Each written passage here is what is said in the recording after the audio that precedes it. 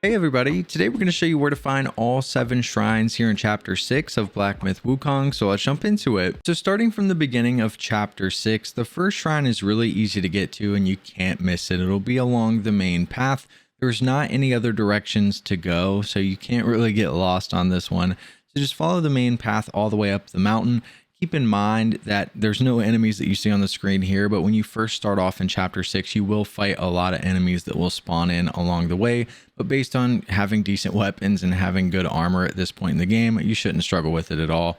But you'll see your first shrine will be here on the left, and this one is called the Verdant Path. So from the Verdant Path shrine, the next thing we're going to do is continue our way up the mountain, and there's going to be a pretty significant boss fight that takes place in this arena right here in front of us. This may take you a little bit of time depending on your level and the armor and weapon that you have. But once you defeat this boss, you're going to get the cloud floating whatever ability that allows you to fly in the sky. If you're on controller, it's down on the D-pad. But you're going to fly straight up and take a right, and we're just going to fly over in this direction. And what we're going to be looking for is a battlefield. Now, you can't miss it. As soon as you make it over the mountain here, you guys will see the dirt. There's going to be a fiery battlefield, and you want to land before you get to the actual battlefield itself, as it's going to cue a cutscene and you'll start another boss fight. So before you go into the battlefield, come over here to the left side, and where you see this rock down here on the southwestern side, you're going to find the next shrine right here. So you can go ahead and pick this one up, and this one is called the Rhino Watch Slope. Now, after you grab the Rhino Watch Slope Shrine and fight the boss that's here in this battlefield, the next thing we're going to do is hop back on our cloud. We're going to fly straight up, and we're going to look to the left, and you're going to see a whole bunch of red leaves on trees over here. It's the only section in this area that has the red leaves, so you'll see it pretty easily from the battlefield. All we're going to do is fly over here to the next boss fight, and you'll see the arena. Again, before we actually enter the arena, we're going to land on this ledge right here where all the trees are. And with the arena here in front of us, if we come right over here to the left side, you're going to find your next shrine right here. This one is called the Deer Sight Forest. So from the Deer Sight Forest shrine, after you grab this and you fight the boss that's here in this battlefield, it's very important that you fight the boss that's here. After you take this one out, you're going to hop back on your cloud and head back toward the water. And all you're going to do is follow the river to the right. So just fly over the water, go to the right, and just continue to follow it until you find the single golden tree that's right in the middle, which you'll see here in just a second.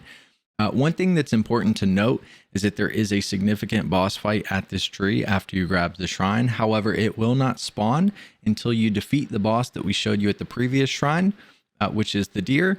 And then you have to defeat the giant grasshopper that's jumping around the map. You won't be able to miss it when you're here, which is pretty easy to defeat. All you have to do is land on top of it and grab its antennas and ride it around 3 times. Pretty simple.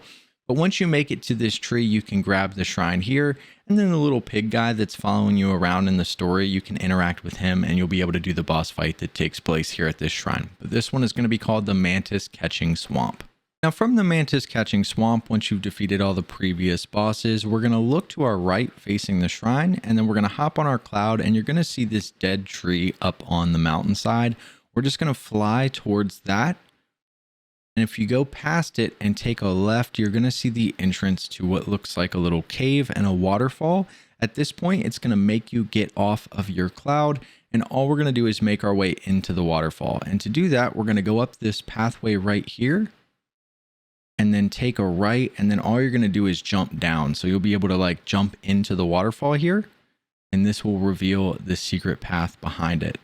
Now you're going to follow this inside, and this is going to lead to a really important cutscene where you're going to get the best weapon in the game. So you'll just follow this path here into this open area, and once you go in here, it's going to cue a really long cutscene where you're able to get the best staff in the game. Go ahead and follow that path down. And right here is where that will happen. And the cutscene's pretty lengthy. And you'll see that right up here is the chair. It's really cool area, awesome cutscene. And it's great to get this staff. It's really, really useful. But once you go through all this, you'll just continue to follow the main path. It's pretty simple. You can't really get lost in here. And just follow the lamps all the way through. You'll end up outside. And then you're just going to follow this pathway up the hill. And then you'll see the next shrine will be on your left-hand side right here. And this one is called the Return Path. Now from the return path shrine, the next thing you're going to do is take a right and just continue to follow the path. Now I'm going to speed this one up a lot just because this isn't difficult at all. You will automatically find this next shrine. There's no side paths. There's nowhere extra to go. You're literally just going to follow the main path, and it's extremely basic. The point of the path from this past shrine to this next one that we're going to is pretty much just a chance to get to use the new staff that you just got. As along this pathway, it will be like the very first shrine that we got, where you're going to constantly have a ton of enemies that just keep spawning down, but you'll really easily be able to wipe these guys with the new staff that you just got. So again, it's just kind of one of those little experiences where you get to play around with the new weapon. It's pretty fun. It's a really good weapon. You'll take these guys down without issue. But again, the pathway is so basic that there's no point in me slowing this down for you to see exactly where to go, as you're pretty much just going to go straight the entire way. You're going to end up going into this cave, and you'll see just throughout this clip how far you have to go just to get to this next shrine. In fact, the remaining two are extremely basic and simple to get to, as you're essentially just making your way to the final boss. But when you make it to the end of this cave, you're going to sneak through this little crack here, and that's going to put you outside into this extremely beautiful area where all you have to do is make your way to the very top of the hill to get to where you can do the final boss fight. But the next shrine is going to be on your left-hand side as you make it to the top of the hill. You guys will see it here in a second when we make it up here.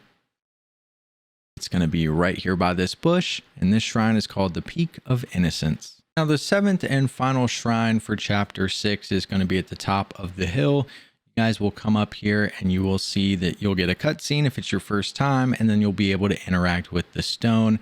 That will take you to the final boss fight, and then right here next to the boss is where you'll get the last shrine, which is called the Heart of Birthstone. And if you end up dying the first time when you first come up here for the boss fight, it'll throw you right into the fight. When you die, you'll spawn right here next to the shrine, and then you can grab it. But this is going to be all 7 shrines here in chapter 6 of Black Myth Wukong. Hopefully this video helps some of you guys out. I appreciate you watching, and we'll see you in the next one.